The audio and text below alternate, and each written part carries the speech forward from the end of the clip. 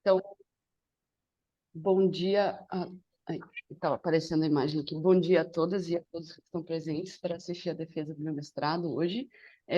O título da minha dissertação traduzido ficou Onde Vocalizar essa Noite? Seleção de Hábitats Reprodutivos por Philodictis luteolus Brasil. Para quem não me conhece, meu nome é Jéssica Sato, eu fui orientada pelo professor Dr. Mico Solé e co-orientada pela professora doutora Daniela Talora. Então, começando a conversar um pouco, né, sobre o processo de seleção de hábitats, ele vai ser um processo que ele vai mudar o padrão de distribuição das espécies nos locais onde elas possivelmente podem ocorrer, de maneira que, por muitas vezes, esses processos eles podem ser mediados por mecanismos comportamentais. Então, por exemplo, seleção de hábitats reprodutivo, por muitas vezes ela vai ocorrer de acordo, né, com custos e benefícios que essas áreas têm, que os organismos reconhecem positivos para maximizar o seu desempenho reprodutivo. Então, por exemplo, os anfíbios anuros, que são um grupo de vertebrados terrestres com a maior diversidade de modos reprodutivos, eles vão explorar inúmeros ambientes, né, para depositar os seus ovos, por exemplo. Esses animais, eles ocorrem numa maior diversidade mundial no Brasil e principalmente se localizam no bioma da Mata Atlântica. Esse mesmo gradiente de diversidade segue para os modos reprodutivos desses animais. Os anfíbios anuros, eles têm um ciclo de vida bifásico, né? Então, as primeiras fases de vida, eles vão ser animais aquáticos, de maneira, então, que eles vão depender estritamente da presença, né, de corpos d'água, né, na presença de água e de umidade no ambiente, para eles poderem prosperar, né? Então, dessa maneira, diversos traços desses hábitats e microhábitats selecionados por essas espécies podem impactar significantemente o desenvolvimento embrionário e consequente a sobrevivência desses animais nos ecossistemas em que persistem. Em ecossistemas, por exemplo, tropicais, como os que a gente pode encontrar na Mata Atlântica, algumas plantas, como chamadas de fitoteumatos, por possuírem a capacidade de acumular a água da chuva entre suas folhas, representados principalmente pela família das bromeliáceas, vão ser microhábitats que podem oferecer condições ambientais mais favoráveis para esses animais frente a ambientes mais hostis, como, por exemplo, restingas, né? Então, as bromélias elas vão ser frequentemente selecionadas pelos anuros devido a alguns atributos morfológicos que essas plantas têm, que vão atender a uma variedade de necessidades ecológicas desses animais. Peixoto, em 95, então, ele classificou os anuros que têm interação com espécies de bromélias em dois grandes grupos, né? As espécies bromelícolas, que são espécies que elas apenas utilizam as bromélias como sítio de forrageamento e sítio de refúgio, e também as espécies bromelígenas. Espécies bromelígenas, elas, além de se alimentarem e se refugiarem nas bromélias, elas vão depender estritamente dessas plantas para completar o seu ciclo de vida. Quando a gente para observar as espécies bromelígenas no Brasil, a gente vai possuir um gênero estritamente composto por essas espécies, né, que tem essa especialização ecológica, onde esse gênero ele é composto por 15 espécies, onde 10 dessas espécies elas ocorrem no estado da Bahia. Então, o estado ele é dado como hotspot para o gênero. É interessante ressaltar também que 7 dessas espécies elas estão listadas na lista vermelha de espécies ameaçadas da IUCN, onde em sua maior parte essas espécies elas possuem dados insuficientes tanto para classificar o seu status de conservação, quanto também para ter um conhecimento sobre a sua dinâmica populacional. Então, eu peguei os polígonos de distribuição dessas espécies listadas na IUCN para a gente ter uma visualização da distribuição, né? O gênero ele se distribui principalmente na costa nordeste do Brasil, e também para puxar o gancho de que Philodictis luteolus, que é a nossa espécie-alvo, né, desse trabalho, ele possui uma distribuição geográfica bem abrangente comparado com as outras espécies do gênero. Então, Plotho e colaboradores, eles discutem que muito possivelmente dentro do grupo do Luteolus existam outras espécies também devido a essa discrepância na sua distribuição geográfica. Phyllodes luteus, ele foi descrito em 1821, né? E ainda existe muito a ser explorado sobre a sua ecologia e sua biologia.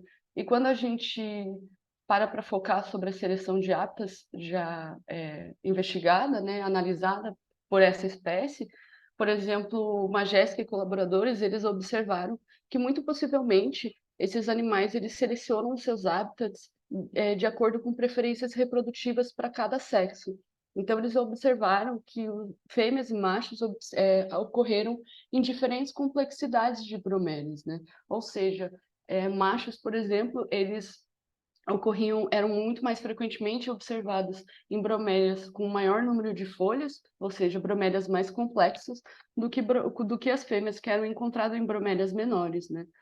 E muito possivelmente isso estava relacionado ao fato de bromélias maiores e mais complexas ofertarem para os machos maiores sítios, né, maiores recursos de sítios de vocalização, por exemplo. Então, a partir disso e de algumas outras questões e lacunas que ainda existem sobre o conhecimento desses animais, a gente levantou algumas questões de, por exemplo, será que as fêmeas fazem parte da seleção dos sítios de oviposição nessa espécie, como na maioria das espécies, né? Então, frente a essas perguntas, frente a essas perguntas, a gente delineou o nosso primeiro objetivo, né? Que a gente então visava identificar quais características das bromélias utilizadas como sítio de canto pelos machos de Phyllodes luteolus eram mais importantes, né, na sua seleção. Então, a nossa hipótese era de que os machos eles têm preferência em vocalizar em bromélias que tenham maior disponibilidade de recursos, de maneira que a sua aptidão reprodutiva seja maximizada. Então, a gente acredita que bromélias mais complexas e robustas sejam mais frequentemente selecionadas por elas proporcionarem um maior número tanto de locais para canto quanto para o desenvolvimento dos girinos. Então, a gente esperava encontrar machos vocalizando em bromélias com maior número de refúgios, né? Como, por exemplo, axilas com água disponíveis e condições microambientais adequadas para a sobrevivência da sua prole futura. A partir disso, também, a gente delimitou o nosso segundo objetivo, que tinha como foco, né, investigar quais características dessas bromélias contribuem para o sucesso reprodutivo da espécie na região amostrada. Então, a gente teve como hipótese de que os casais que possuem a capacidade de reconhecer quais bromélias são mais adequadas para o desenvolvimento da prole vão seguir um padrão de esses casais vão seguir um padrão de seleção na escolha dessas características, pois esses indivíduos eles reconhecem que apenas algumas bromélias elas, elas permitem o desenvolvimento bem-sucedido dessa prole, né? De maneira que, então, a gente esperava encontrar a presença de girinos, né, como um indicador do sucesso reprodutivo da espécie, em bromélias que apresentavam características morfológicas semelhantes.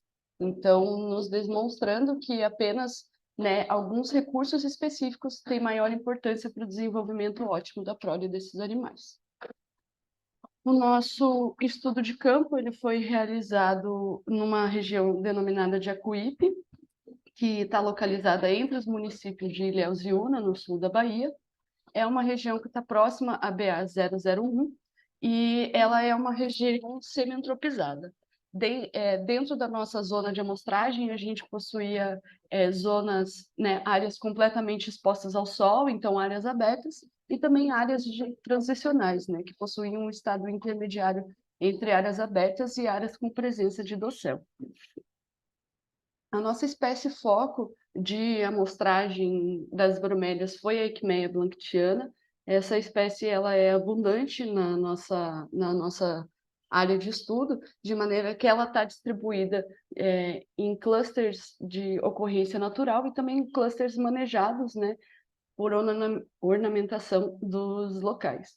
E quando eu me refiro a clusters, eu nada mais quero dizer que são diversos indivíduos de bromélias que ocorrem em proximidade. Dessa maneira, elas formam agrupamentos. Então, esses agrupamentos, por muitas vezes, são chamados de clusters, onde a gente utilizou 2 clusters para atingir os nossos objetivos. o primeiro cluster ele já tinha sido utilizado em outras pesquisas, então ele é de conhecimento de outros pesquisadores, aonde Salinas e colaboradores realizaram uma pesquisa nesse local, e também de Abreu e colaboradores.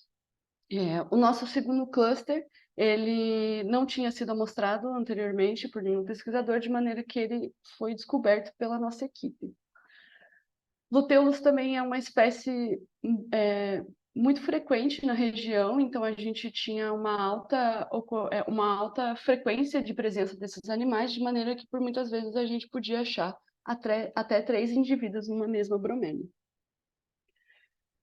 A fim de manter uma equitabilidade das nossas variáveis do volume de água, tanto no copo central quanto nas axilas, a gente estabeleceu nossas amostragens nos meses mais chuvosos. Então, de dezembro a 2022 a fevereiro de 2023, a gente dedicou 5 dias mensais de cada mês para atingir os nossos objetivos, fazer as nossas amostragens, né? Então, dentro do período de atividade registrado para a espécie, entre as 8 e 11h30, a gente realizou a gente realizou a busca desses animais, né? Então, a gente teve, para encontrar os machos, a gente realizou uma procura de vocalização ativa por esses animais, e para encontrar os girinos, a gente fez uma inspeção visual nessas bromélias para encontrar esses indivíduos que eram principalmente reconhecidos por essa estrutura reflectora que eles têm no focinho deles. A partir do momento, então, que a gente visualizava o indivíduo da espécie, sendo o macho ou girino, a gente individualizava nossas bromélias com essas braçadeiras numeradas, de maneira que cada bromélia com indivíduos diferentes também era demarcada. Então, fitinhas, né, eu não sei se vocês vão conseguir enxergar aqui, mas fitas que possuíam a cor amarela eram direcionadas para o nosso segundo objetivo, né, que era a presença de girinos, e fitas, se fossem azuis, para a presença de machos. E caso não houvesse a presença, né, de nenhum organismo, nenhum indivíduo da espécie, a gente não demarcava com nenhuma fita. Esse adesivo aqui na parte de cima era para nos indicar que essa bromélia ela já tinha sido amostrada, né, para evitar qualquer tipo de reamostragem de sítios. Então, a fim de descrever a nossa característica morfológica dos sítios reprodutivos dessas espécies, a gente delimitou 8 variáveis preditoras, né, para atingir nossos objetivos. Então, a gente trouxe o volume de água tanto do copo central, assim como seu diâmetro, o volume de água da axila e o diâmetro dessa axila, onde os animais eles foram encontrados, né, o comprimento e a largura da folha onde esses animais foram encontrados, assim como o número de folhas e o número de axilas com água da bromélia que eles estavam.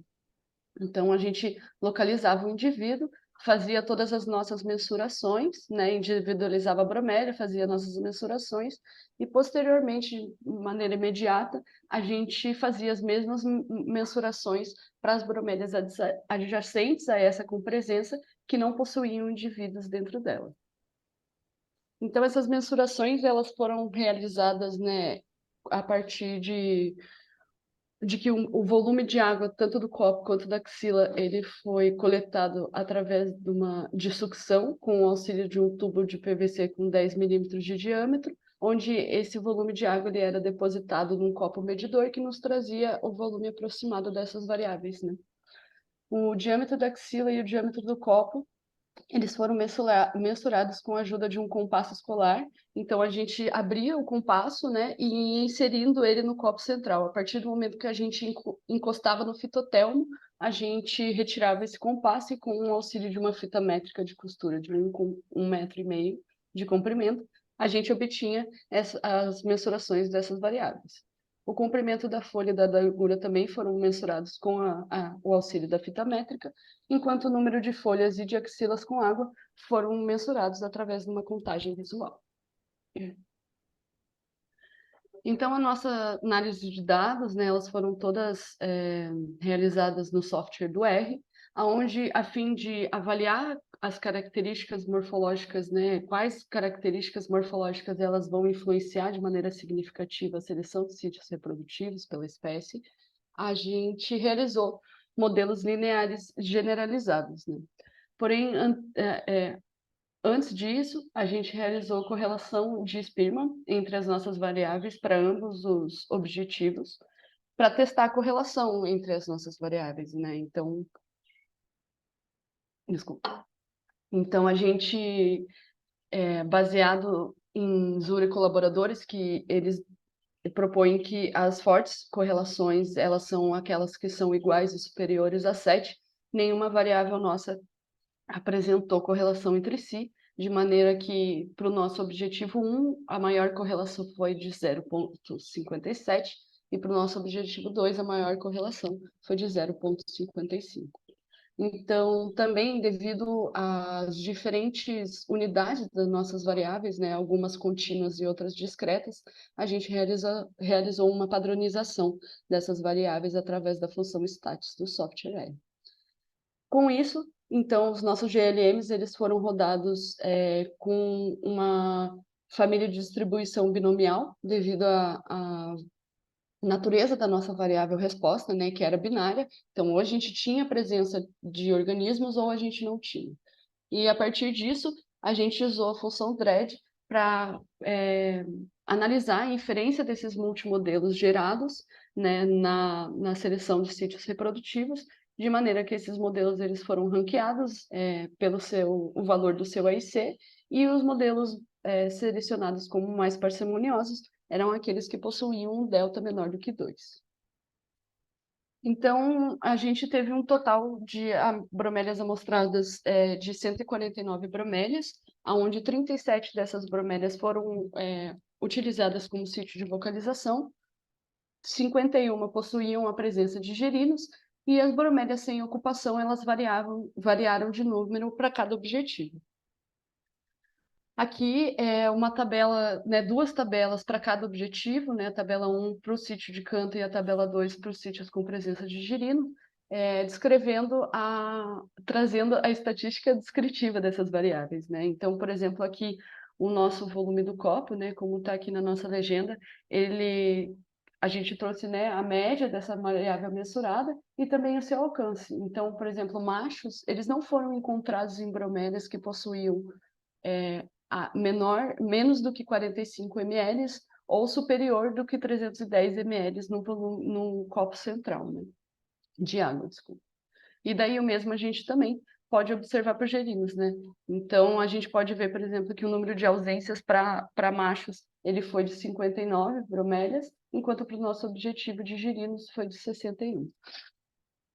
Então, os resultados do nosso objetivo número 1, né, dos nossos sítios de vocalização, a gente teve um total de 96 bromélias amostradas para esse objetivo, onde entre os 128 modelos gerados, 5 modelos se demonstraram os mais parcimoniosos, ou seja, com delta menor do que 2, né? Onde os nossos dois primeiros modelos, eles indicam 4 variáveis que têm uma importância relativa sobre a seleção dos sítios de vocalização desses animais, aonde a gente considerou apenas o nosso primeiro modelo como o melhor modelo, né, para atingir os nossos objetivos.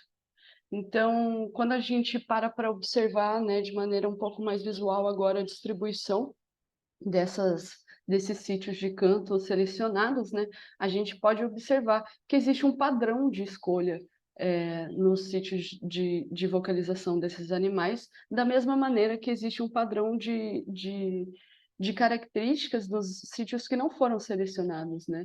Então, quando a gente para observar os machos, a gente pode ver que eles ocorreram em bromélias de 110 a 250 ml no volume de copo, de maneira mais frequente, enquanto nos volumes da axila a gente encontra, né, um volume semelhante, variando de 80 a 255 ml de fitotelmo, que também pode ser chamada essa água encontrada acumulada nas bromélias. E a gente também obteve, né, o diâmetro da axila, apontado como uma característica que possui influência na seleção do sítio de canto desses animais, e por muitas vezes a gente acredita que seja porque esses animais eles não só se reproduzem no sítio onde eles são encontrados, como eles também se refugiam.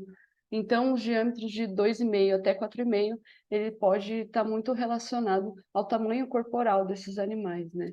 E foi muito interessante a gente ter a indicativa dessa variável, uma vez que o nosso estudo é o primeiro estudo que trouxe um pouco da relação dessa variável com a espécie.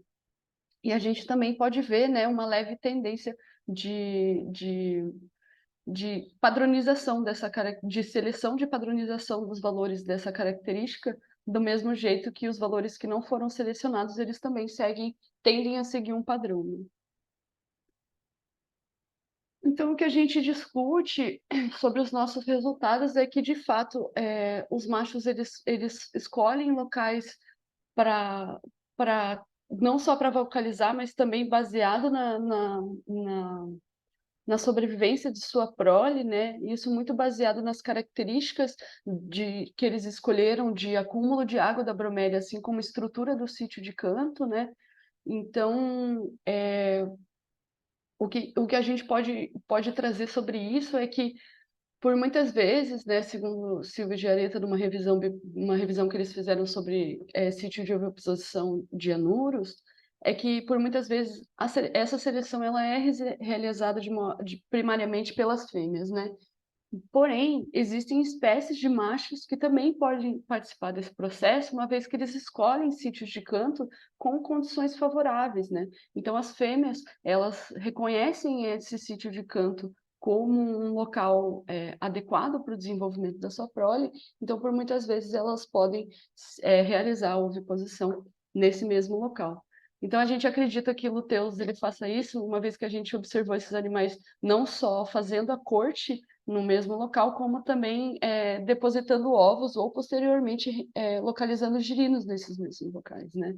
Então, a gente acredita, né, os luteulos, eles participam sim, os machos eles participam sim da seleção de sítios de oviposição, e isso pode ser corroborado segundo o estudo de Heterovic, né, que por muitas vezes os machos podem sim escolher seus sítios de vocalização baseado em principalmente características ambientais que favoreçam o desenvolvimento dos seus girinos.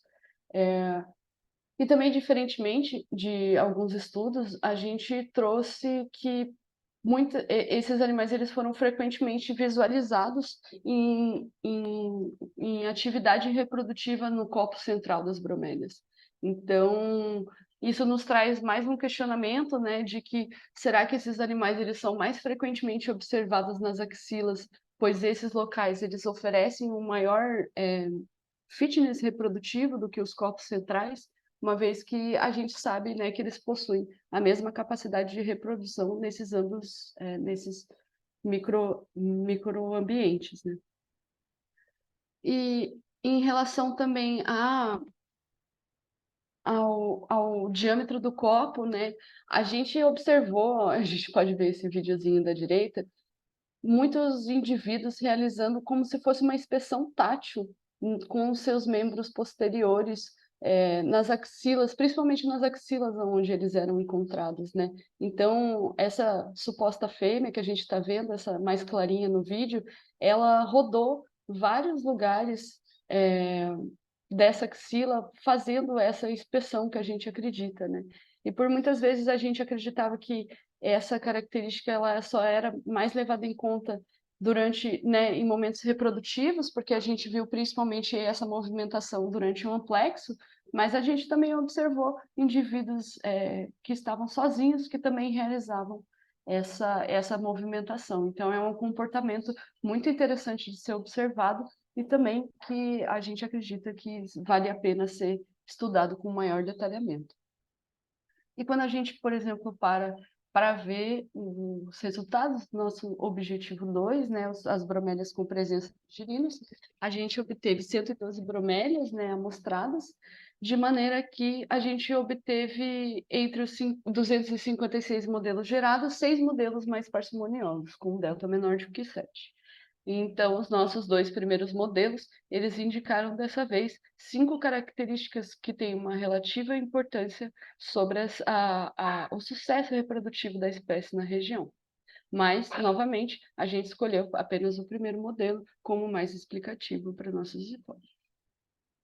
Então, de novo, as características que envolvem o acúmulo de água dessa bromélia, elas foram apontadas pelos nossos modelos, só que dessa vez a gente, diferente do nosso primeiro objetivo, a gente pode ver um padrão distinto, né? Então, a gente pode enxergar aqui que o volume do copo ele tem uma faixa de variação mais estreita, né? Mas de maneira que esses animais também eles chegaram a atingir os girinos eles foram mais frequentemente encontrados em bromélias que possuíam um volume, uma, uma grande capacidade de volume de água, né? De acúmulo de volume de água. Então, eles foram encontrados em bromélias com principalmente de 110 a 300 ml no volume do copo, enquanto a gente pode observar uma mesma padronização de áreas que não permitiram o sucesso reprodutivo, né? Da espécie na região. E o volume da axila, a gente pode observar dessa vez, né, uma grande faixa de variação, porém uma leve tendência de ocorrência de girinos, principalmente em locais com menos volume de água, entre 80 a 200 ml. E o mesmo padrão de falta de girinos, né? O mesmo padrão de características nas bromélias que não possuíam girinos. Então, bromélias com valores principalmente inferiores a 200 ml, mais ou menos, esses animais eles não foram encontrados. A gente obteve também, dessa vez, o número de folhas como uma variável com importância relativa no sucesso reprodutivo da espécie na região, onde principalmente bromélias de 11 a 25 folhas apresentavam girinos. Então, bromélias de maneira complexas, né? Um pouco mais robustas, né? E também o diâmetro da axila foi novamente indicado, só que dessa vez a gente obteve uma grande variação, né, nos valores, dos valores frequentes para a presença de girinos, né? Então, variando de 1,2 a 6 centímetros de distanciamento entre as folhas. E quando a gente para discutir tudo isso, então, a gente observa novamente um padrão nas características, né? Então, a nossa hipótese ela é aceita de que existe uma padronização de escolha de determinados casais na deposição dos seus ovos, onde essas bromélias elas incluíram principalmente bromélias mais complexas e com grande capacidade de acúmulo de água. Porém, os nossos resultados eles demonstram que os locais que permitiram maior fitness reprodutivo da espécie na região foram axilas com menor número de água, né, que elas apresentavam menos água do que as outras locais. Então, para discutir sobre isso, a gente elenca no trabalho de Lantier Silva e colaboradores de que muito possivelmente esses microhábitats que possuem um menor volume de água, eles vão diminuir interações competitivas, sendo elas inter ou intraespecíficas. Então, dessa maneira, a ausência ou a diminuição de competições, elas podem fazer com que o sucesso reprodutivo, né, a sobrevivência dos filhotes, ela seja mais otimizada. Então, segundo, né, o que a gente acreditava, de que apenas alguns casais eles vão apresentar a cognição para reconhecer quais locais são mais adequados para o desenvolvimento da sua prole, a gente acredita, então, né, que esses casais que guardaram essas informações, dessas características favoráveis, eles foram mais favorecidos, né, eles tenderam a ser mais favorecidos pela seleção natural na região de amostragem.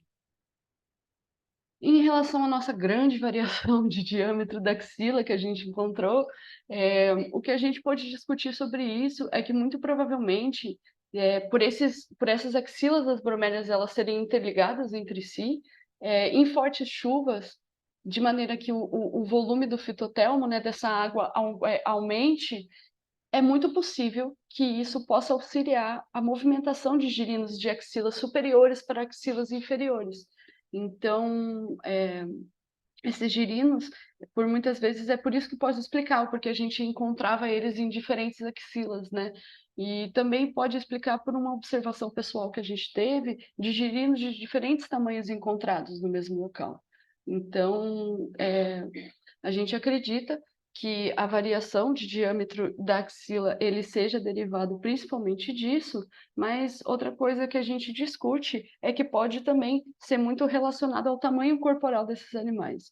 Não existe um estudo que traga exatamente o tamanho corporal dos girinos, dos luteulos, então diferentes estágios de vida eles podem ser mais favorecidos, né, em determinados lugares do que outros. Outra coisa que a gente discute sobre os diferentes tamanhos de girinos encontrados no mesmo local é que, por muitas vezes, como a gente corroborou nossa ideia de que os machos de luteus eles fazem parte da seleção do sítio de oviposição, eles também, baseado na mesma literatura, são menos seletivos para a presença de ovos coespecíficos. Então, mesmo que haja presença de outros ovos nesse local, é muito possível que um outro macho ele realize, né, a vocalização, independentemente da presença desses ovos, né? Então, o que o nosso estudo, né, ele pode demonstrar sobre os impactos para a conservação desses ambos, né, de ambos os táxons, né? Então, a gente sabe que os anfíbios anuros, eles são animais entre os vertebrados terrestres mais ameaçados do mundo, segundo a IUCN, aonde maior parte desse declínio de espécies e populações ele está relacionado à perda de seus hábitats naturais, assim como a fragmentação dos remanescentes naturais, como, por exemplo, né, dos remanescentes da Mata Atlântica, onde encontra-se a maior diversidade desses animais, e espécies que são especialistas ecológicas, né, têm especializações ecológicas, como as espécies bromelígenas, que vão depender estritamente né, anúrios que vão depender estritamente da ocorrência de bromélias para poder perpetuar nos ambientes e existir de fato. é, é, essa interação ela tem que ser olhada com mais cuidado, né? Então, se essas bromélias, por exemplo, elas forem afetadas por mudanças ambientais, como o fogo, essas espécies de anuros, elas provavelmente estão mais expostas à extinção, uma vez que elas são limitadas a esse táxon, né? Então, a IUCN, ela tem um decreto que traz que se um táxon ele depende estritamente da existência de outro táxon para existir, né? Então, ambos os táxons eles têm que ser conservados uma mesma proporção, né? Então, as ações conservacionistas elas devem ser dedicadas, né, para ambos os táxons de mesma maneira, os mesmos esforços devem ser aplicados a isso, né? Então, é muito interessante ressaltar também que algumas dúvidas surgem, né, sobre essa especialidade ecológica. Então, por exemplo, a alteração desses microhábitats utilizados por esses animais podem, por exemplo, elevar a competição por espaço, né? Uma vez que o espaço seja um recurso mais limitante para esses animais, assim como o risco de predação, né? Então, essas exigências fisiológicas distintas, também pelo fato de que a gente não sabe como se dá a taxa de evaporação dos corpos d'água desses animais, no caso, né, essa água que está acumulada na bromélia, a gente não sabe se ela evapora de maneira mais rápida ou mais lenta frente a altas temperaturas, né? Então, essas exigências fisiológicas distintas das espécies bromelígenas, por muitas vezes elas podem fazer com que eles tenham respostas frente às mudanças climáticas distintas daqueles anuros que se reproduzem em corpos de águas maiores, né? Então, fica mais um questionamento também de como essas espécies elas agem, né, de fato, sobre esses distúrbios ou também sobre mudanças climáticas, né?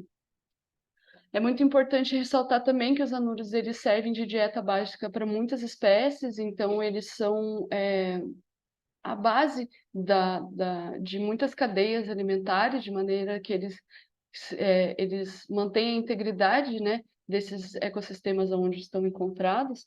Então, de maneira que eles são utilizados de presa por uma vasta gama de vertebrados, incluindo até outros anuros, né? Então, por exemplo, essa Itapotila a gente encontrou mais de uma vez indivíduos dessa espécie que a gente sabe que pode se alimentar de luteus, por exemplo.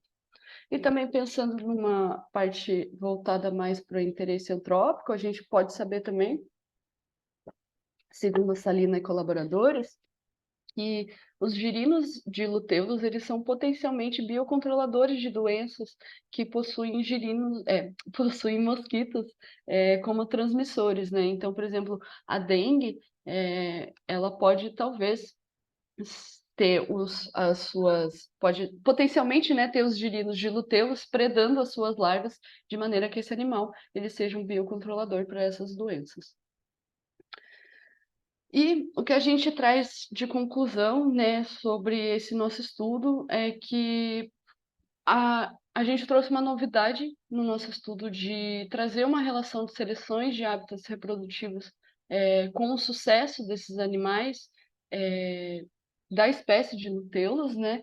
Então, de maneira que a gente demonstra que esses animais eles possuem uma cognição de reconhecer não só uma, mas um grupo de características que são favoráveis para o seu desenvolvimento e perpetuação no ambiente onde ocorre, né? Então, dessa maneira, a gente acredita que as informações geradas pelo nosso estudo podem auxiliar na identificação de quais estruturas de bromélias que essa espécie seleciona, de maneira que essas que fazem parte do sucesso reprodutivo. Então, são essas que vão permitir que esses animais existam, né? Então,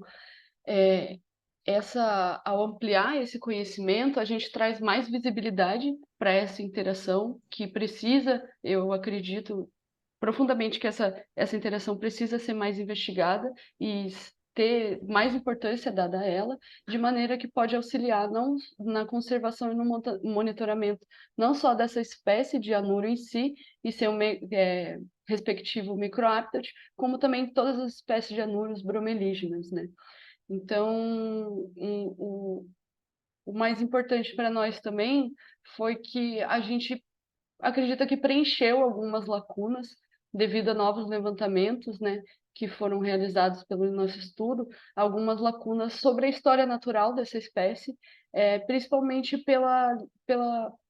pelas pesquisas limitadas, né, realizadas principalmente nesse campo específico de estudo de história natural, que para mim é um campo extremamente importante. Eu acho que cada vez mais a gente deveria integrar esses estudos em outros estudos também, porque a gente não pode conservar o que a gente não conhece, né?